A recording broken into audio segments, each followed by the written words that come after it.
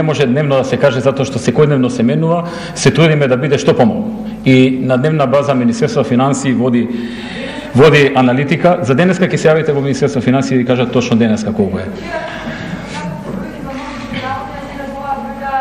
Со недели не можеме да добиеме одговор. Ве молам, еве вчера колку беше. Да. Ќе се јавите во Министерство финансии и ќе ви кажат точно. Повелете?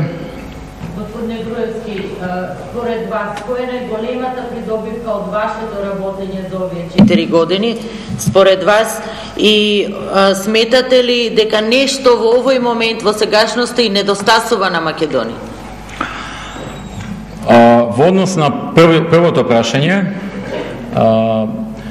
сметам дека најголемата придобивка е што е сменет концептот на работа, управување и владење. Сменети се критериумите по кои што се оценува една влада, сменети се вредностните критериуми. И тоа нема да може никој понатаму да го промени.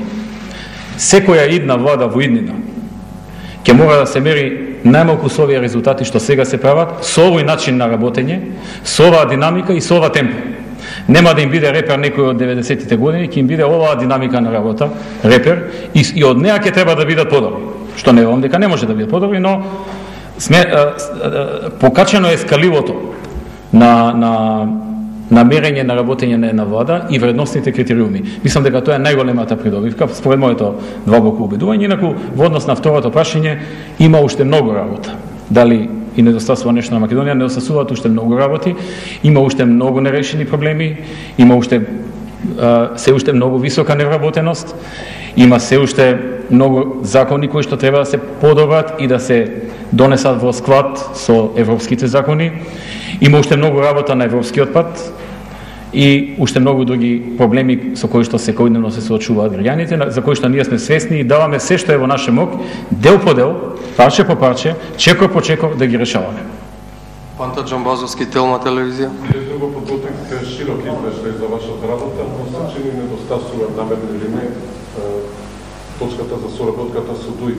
Дали тоа што зад вас не се денеска министрите од ДУИ, како и другите министри, доказ дека има несогласување по одредени прашања во рамките на тие 2 години заедно? Причината зашто денеска без членовите на владата излегов е заради тоа што, освен што зборувам за последната една година, како што вообичаено го правев тоа во минатото, отчетот го давам и за 4 годишниот период, затоа што кажав на почетокот, 4 години е, иако нашиот мандат не завршува сега, туку за нешто помалку од 2 години, 4 години представуваат символично еден политички мандат во Република Македонија. Вие знаете дека партијата ДУИ во првите 2 години не беше дел од оваа влада, беше во опозиција и според тоа оценивме дека би било и непријатно за нив да бидат денеска присутни, и од таа причина јас како премиер, кој што 4 години е премиер, одлучив на ваков начин да извршам презентацијата. Инаку односите се нормални, одлични и имаме добра соработка.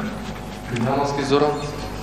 Господин премиер, свесни ли сте, дали е владата свесна дека ако годинава Македонија не добие покана за НАТО или не ги почне преговорите со Европската унија, дека влегуваме во група на земји кои што се борат за својот меѓународен субјективитет, како Косово или земји со неизвестна иднина како Босна и Херцеговина? Не, тоа не е така. Значи, тоа е дел од сењето страв кое што најчесто го прави дел од опозицијата и очигледно вие сте подлегнале на тоа. Не треба да предвидувате такви сценарија.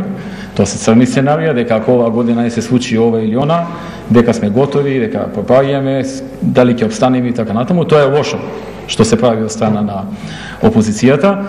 Нормално секој има право да верува во нечие мислење, така и вие верувате во таквото мислење и веројатно тоа станува и ваше мислење. Меѓутоа, јас имам спротивно мислење од вашето. Ние ќе направиме се што е во наша мок, годинава или кога и да тоа стане возможно, земјата побрзо да стане членка на НАТО и на Европската унија, меѓутоа се разбира истовремено внимавајќи да не направиме некоја друга преголема штета поврзана со националните и државните интереси. Повелете. Дамир Гончаровски, Утрински вестник. Господине премиер, дали се чувствувате одговорен за слабењето на меѓународната позиција на Македонија и за комплетно неактивната македонска дипломатија која доведува до тоа? Мислам дека дипломатијата е максимално активна и не можам да зборувам за слабење на меѓународна активност или позиции. Ние водиме една тешка битка битка за зачувување на нашиот идентитет. Имаме сериозен противник кој што неколкократно е посилен во однос на ресурсите, во однос на изграденоста на капацитетите и во однос на неговата позиционираност внатре во НАТО и во Европската унија како член.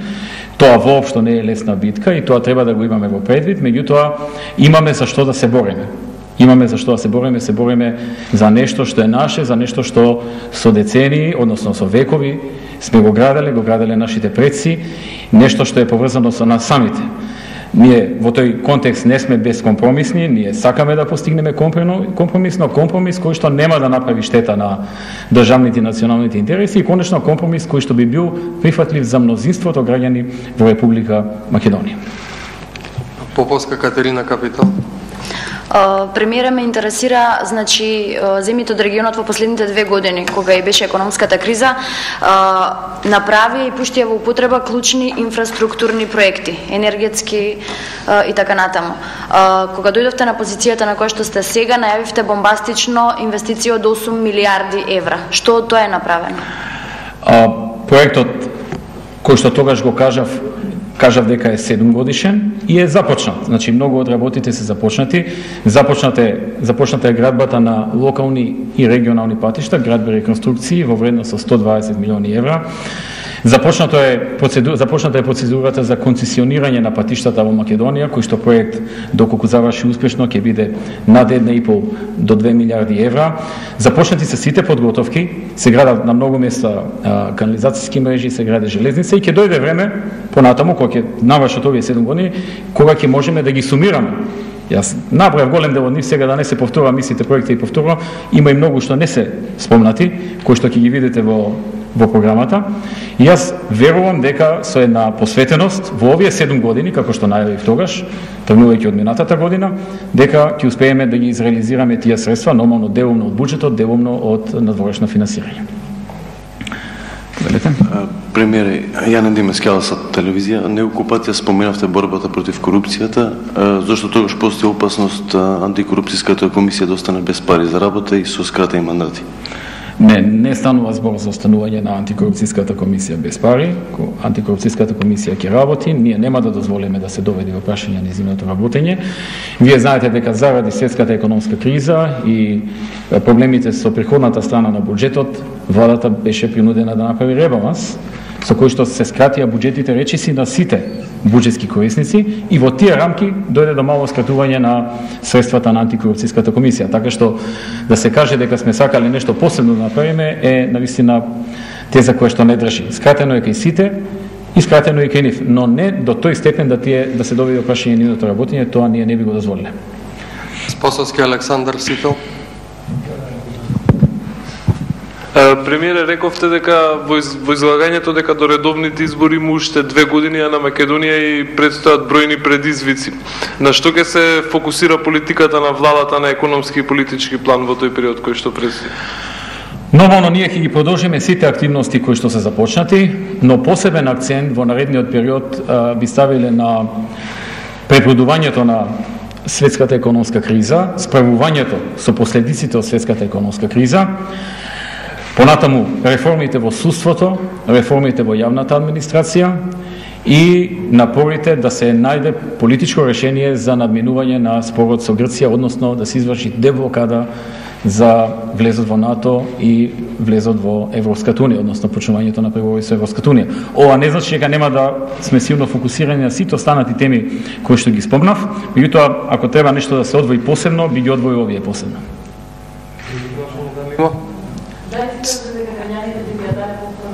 И кои би ви биле главните адути за тоа, доколку излезете пред нив наскоро со некој обид? Дали граѓаните повторно ќе ми ја дадат довербата, ќе оценат самите граѓани на следните избори. Моје е да работам, да го спроведам тоа што сум им го ветил.